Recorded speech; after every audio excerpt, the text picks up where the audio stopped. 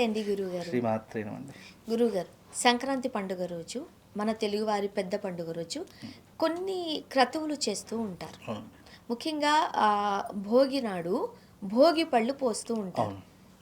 ఏం చెప్తుంది శాస్త్రం? ఎందుకు పోయాలి? ఇక్కడ దక్షిణాయన పుణ్యకాలం పూర్తిగా అయిపోయి ఉత్తరాయణ పుణ్యకాలంలోకి అడుగు పెడతాం కాబట్టి దక్షిణాయన కాలంలో పడినటువంటి ఇబ్బందులు కానీ లేదు అని అంటే కనుక ఆర్థిక పరంగా కావచ్చు, శారీరక పరంగా కావచ్చు, మానసికంగా పరంగా కావచ్చు, అవన్నీ కూడా తొలగిపోయి ఈ యొక్క భోగి పండగ రోజు నుంచైనా భోగభాగ్యాదులు, భోగి అంటే అర్థం ఏంటంటే ఆనందము అని అర్థము.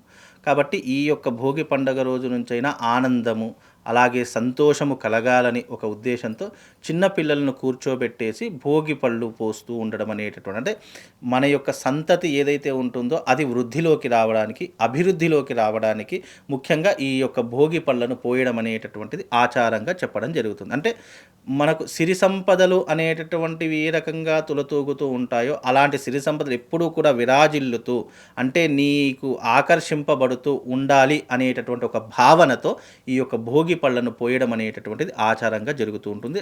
అందులోనూ ఉత్తరాయణ పుణ్యకాలం ప్రారంభమవుతుంది. పుణ్యకాలము అనేటటువంటిది ఏ రకంగా అయితే చెప్పబడిందో ఆ పుణ్యకాలం అనేటటువంటిది మన జీవితంలో ఉండాలి అనేటటువంటి ఒక ఆకాంక్షతో ఈ యొక్క భోగి పళ్ళను చిన్న పిల్లలకు కొత్త బట్టలు ధరించి, ఆ రోజున ఏం చేస్తారో కొత్త బట్టలను పూజించి ఆ కొత్త బట్టలు ధరించినటువంటి పిల్లలకు మానుక అంటూ ఉంటాము. అప్పటి కాలంలో మానుకలు ఉండేటట్టు ఆ మానుకలను పోసి భోగి పళ్ళను పోస్తూ ఉంటాము. ఇప్పుడున్న కాలంలో ఏంటి అంటే కవర్లలో లేదంటే ఒక పాత్రలో, స్టీల్ పాత్ర ఇట్లా భోగి పళ్ళు కానీ ఈ యొక్క చెరుకు గడలు ఇవన్నీ కూడా మానుకలో వెయ్యాలి. సో మానుక అంటే ఎలా ఉంటుందో చాలా మందికి తెలియదు. సారీ, నాకు కూడా తెలియదు. మానుక అంటే మామూలుగా అప్పటి కాలంలో ఇప్పటి కాలంలో మనకు ఈ యొక్క ధాన్యరాశులు కొలవడానికి ఏంటి అంటే ఈ యొక్క తులాభారాలు వచ్చేసాయి. అప్పటి కాలంలో మానుకలు ఉండేటట్టు. మానుకలు అంటే కిలోకి 1, 2 కిలోలకు, 5 కిలోలకు. క్షమించండి, అది ఎలా ఉంటుందో కూడా. మానుక అంటే చాలా మందికి అర్థమవుతుంది. అంటే అది ఒక పాత్రతో, ఒక రాగితో కానీ లేదు అని అంటే ఇత్తడితో కానీ లేదా పంచలోహాలతో కూడుకున్నటువంటి మానుక అని అంటూ ఉంటాము. ఒక పాత్ర, మానక అనేటటువంటి ఒక పాత్ర. ఆ పాత్రలో పోసి దాంతోనే ధాన్యరాశులు కొలిచేవారు అప్పట్లో. ఇప్పుడంటే తులాభారాలు వచ్చాయి, అప్పట్లో అలా కాదు. మానుకలతో ధాన్యరాశులు కొలిచేటటువంటి, అది కిలోనా 2 కిలోలా అని అందాజా వేసి మానుకలతో నింపి ఇది 10 కిలోలు, 10 మానుకలు పోసాము. ఇప్పటి కాలంలో కూడా ఇప్పుడు చూస్తే కనుక మీకు ఈ పేలాలను అమ్మేటటువంటి వాళ్ళ దగ్గర చిన్న చిన్న డబ్బాలు ఉంటాయి చూసారా, 5 రూపాయల డబ్బా, 10 రూపాయల డబ్బా, 20 రూపాయల డబ్బా అనేటట్టు ఉంటుంది, మీకు తెలుసలేదు. అలాంటి వారికి ఇప్పటి కాలంలో కూడా అలాంటి డబ్బాలతో, అప్పటి కాలంలో ఏంటంటే మానుకలు ఉండేవి, ఇప్పటికి కూడా ఉన్నాయి. ఆ మానుకలలో పోసి ఆ యొక్క రేగిపళ్ళను పిల్లల తలపై నుంచి పోస్తూ ఉండడం అది ఒక ఆచార పద్ధతి అని శాస్త్రం. ఇప్పుడు రేగిపళ్ళు మాత్రమే ఎందుకు పోస్తారు? రేగిపళ్ళు అనేటటువంటివి ఎందుకు పోస్తారు అంటే ఈ యొక్క కాలంలో మనకు ఇప్పుడు మామూలుగా ఈ చలికాలంలో వచ్చేటటువంటి జామకాయలు, రేగిపళ్ళు, చెరుకు గడలు ఇవి ఈ యొక్క ప్రకృతి పరంగా వచ్చేటటువంటి పంటలు. కాబట్టి ఈ యొక్క రేగి అనేటటువంటి భోగిని ప్రసాదించేటటువంటిది అని శాస్త్ర ప్రామాణికం.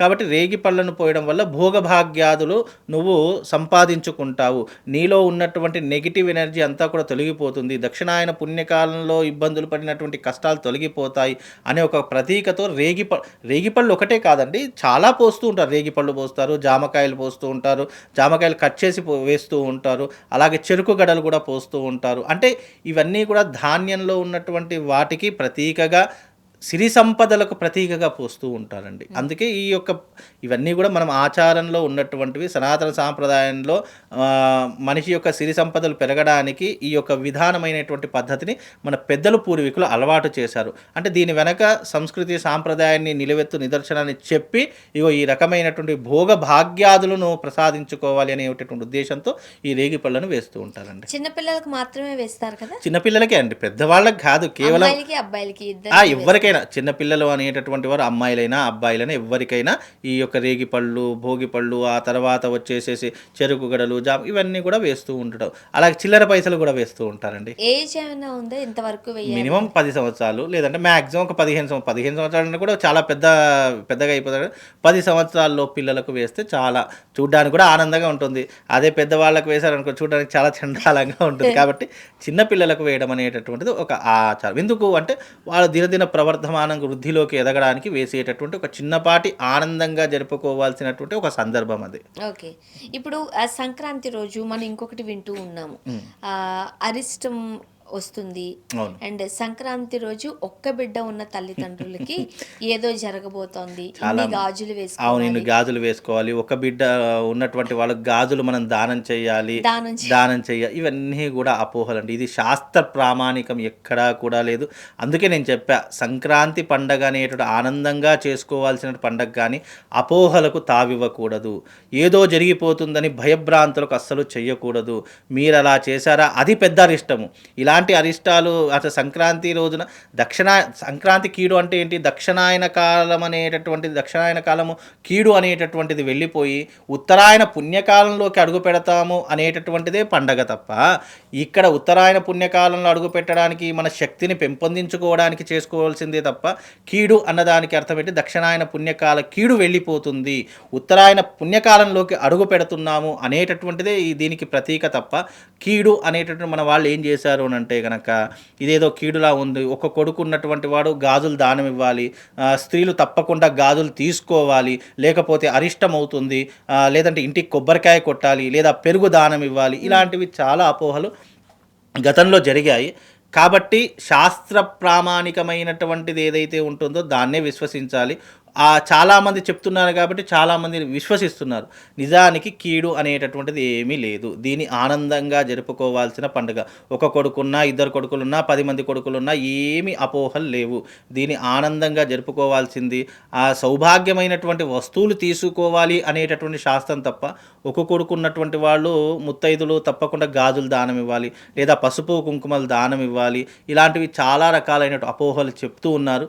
దయచేసి ఆ అపోహలను, వీటినే మనం మూఢనమ్మకాలు అంటూ ఉంటాము. ఎందుకు వస్తున్నాయి అసలు ఆ మాటలు? ఎందుకు వస్తున్నాయి? సృష్టించేవారండి. ఇప్పుడు చెప్పేవాళ్ళు 10 రకాలుగా ఉన్నప్పుడు శాస్త్ర ప్రామాణిక మీద, ఇప్పుడు చాలామంది ఏం చేస్తున్నారు అంటే అది ఒకరి దగ్గర నుంచి ఇంకొకరి సంక్రమించి ఇంకొకరి ఇలా ఒకరు నలుగురు నోట్లో నానా అనుకోండి, అది ఏమవుతుంది? మీడియా దృష్టికి వచ్చేసి మీడియాలో పడేసరికి అది 10 మంది ఆచరించేటువంటి పద్ధతులు వస్తున్నాయి. నిజానికి సంక్రాంతి అనేటటువంటిది ఆనందంగా జరుపుకునేటటువంటి పండగ తప్ప ఇది కీడు అనేటటువంటిది కాదు. కీడు అనేటటువంటి విషయానికి వస్తే పండగ ఎందుకు జరుపుకుంటాం మనము? ఇంటికి ధాన్యరాశులు ఎందుకు వస్తాయి కీడు అని అంటే? కీడు అంటే ఇంకా ఎన్నో రకాలైన ఇబ్బందులు జరగాలి, ఎందుకు జరగవు? ఇది కీడు అన్నదానికి దక్షిణాయన కాలం వెళ్ళిపోయినట్టు, దక్షిణాయన కాల కీడు వెళ్ళిపోయి పుణ్యకాలంలోకి అడుగు పెడుతున్నాము అనేటటువంటిదే దీనికి ఉద్దేశం తప్ప, దీనికి కీడు చెడు అనేటటువంటి నెగిటివ్ ఇంపాక్ట్ అనవసరంగా దీనికి రాయకండి. ఇది నిజానికి ఆనందంగా జరుపుకునేటటువంటి, ఆహ్లాదకరంగా జరుపుకునేటటువంటి పండగ కాబట్టి దీనిని ఆనందంగా జరుపుకుందాం. అనవసరంగా అపోహలు రేపి, అనవసరంగా ఈ రకమైనటువంటి కీడు జరుగుతుంది అని చెప్పి మనం ప్రొజెక్ట్ చేసామనుకోండి, అది ఎప్పటికైనా మనకు అరిష్టాన్ని కలుగజేస్తుంది. ఇలాంటి అరిష్టాలు నమ్మడమే పెద్ద కీడు. సో ఎలాంటి అపోహలు పెట్టుకోకుండా ఇంటిల్లపాది ప్రేమగా హ్యాపీగా జరుపుకునేటటువంటి పండగ ఈ మకర సంక్రాంతి. 3 రోజుల 4 రోజుల పండగ హ్యాపీగా జరుపుకోండి. పిండి వంటలు చక్కగా తినండి.